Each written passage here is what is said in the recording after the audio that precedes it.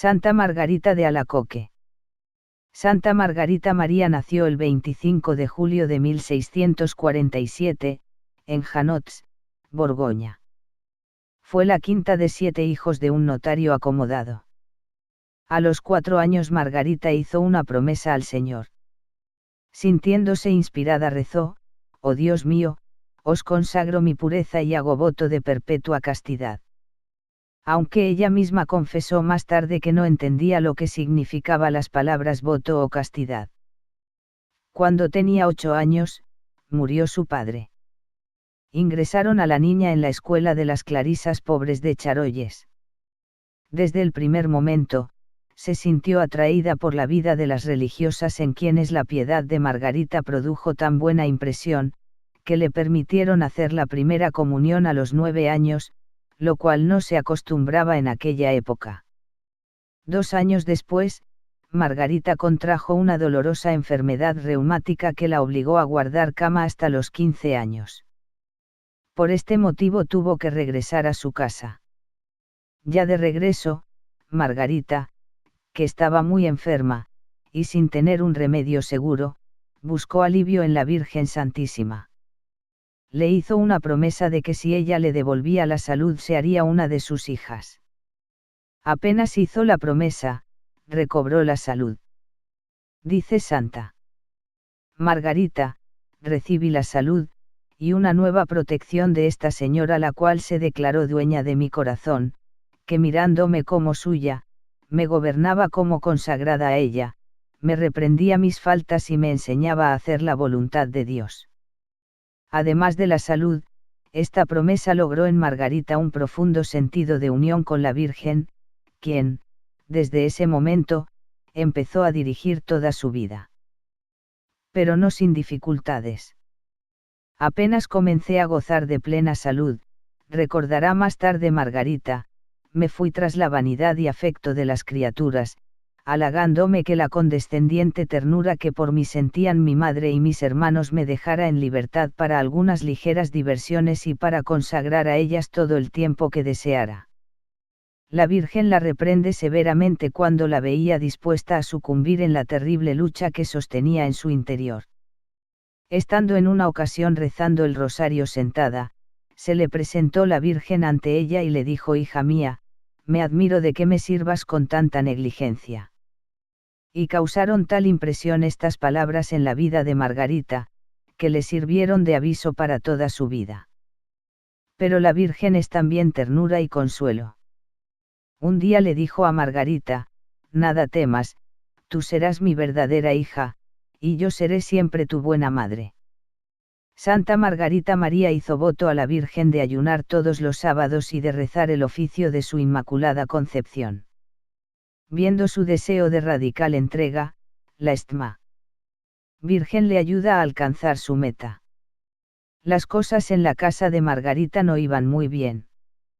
Desde la muerte de su padre, se había instalado en su casa 2 parientes y una de las hermanas de su papá, quienes habían relegado a segundo término a la mamá de Margarita y habían tomado en sus manos el gobierno de la casa.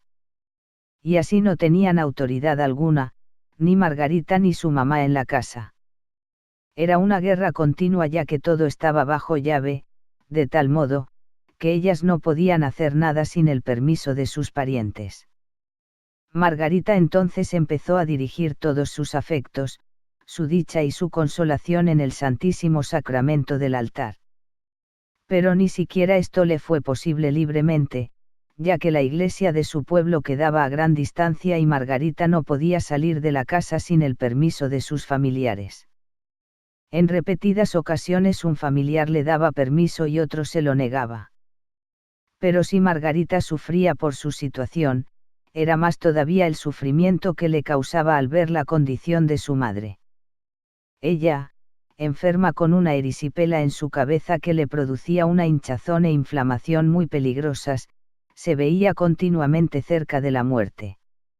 Y por cuanto más rogaba Margarita a sus parientes para que ayudasen a su mamá, ellos, sin mucho interés, buscaron tan solo un cirujano que la vio una sola vez. Después de hacerla sangrar por un rato, les dijo a todos que solo un milagro podría salvar a la mamá de Margarita. Viendo el descuido hacia su madre en medio de su estado crítico, Margarita, en su angustia, acudió al mismo Señor. Y en oración le pidió que él mismo fuese el remedio para su pobre madre y que le enseñase a ella, qué tenía que hacer. Pronto se haría imperiosa la necesidad de esa fortaleza especial que pedía. En cuanto regresó a la casa, encontró que estaba reventada la mejilla de su mamá con una llaga casi tan ancha como la palma de una mano, y de ella salía un hedor insoportable.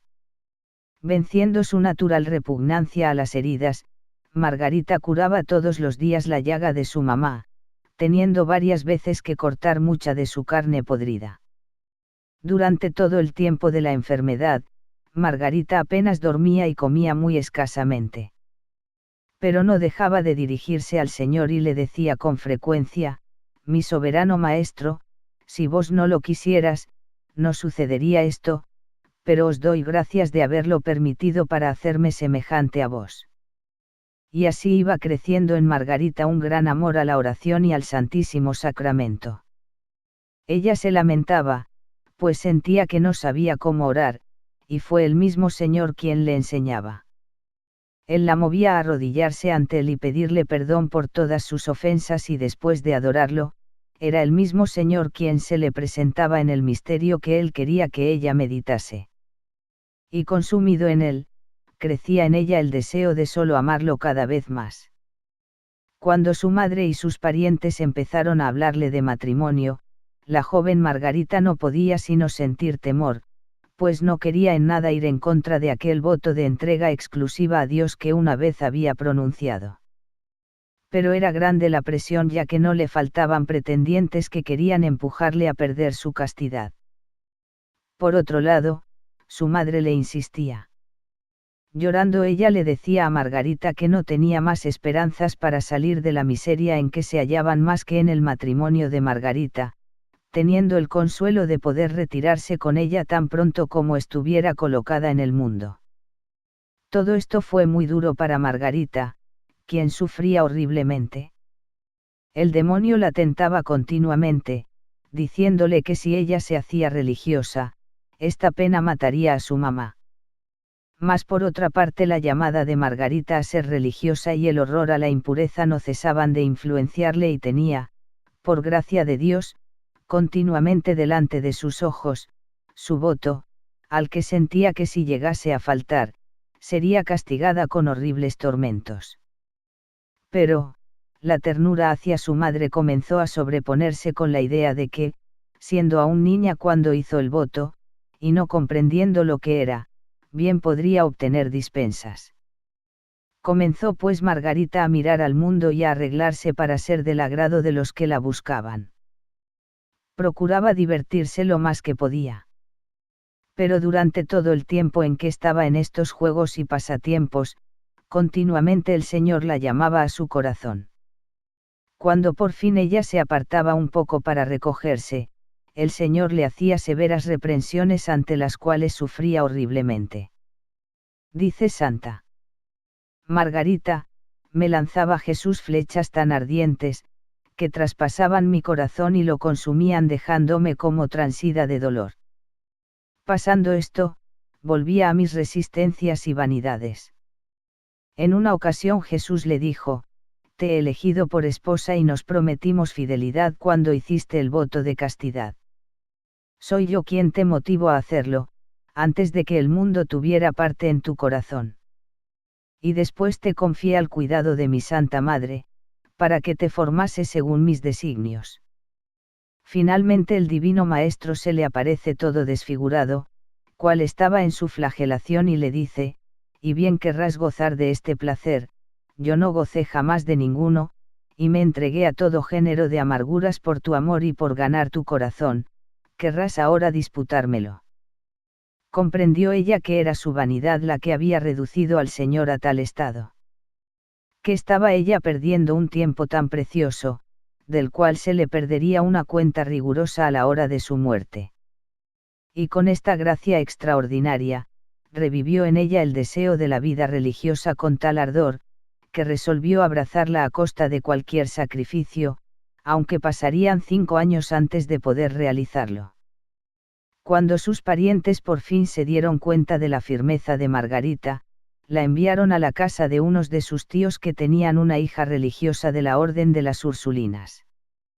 Pero Margarita no sentía que era ahí donde el Señor la quería y además sentía en su corazón una voz que le decía, no es ahí donde te quiero, sino en Santa María.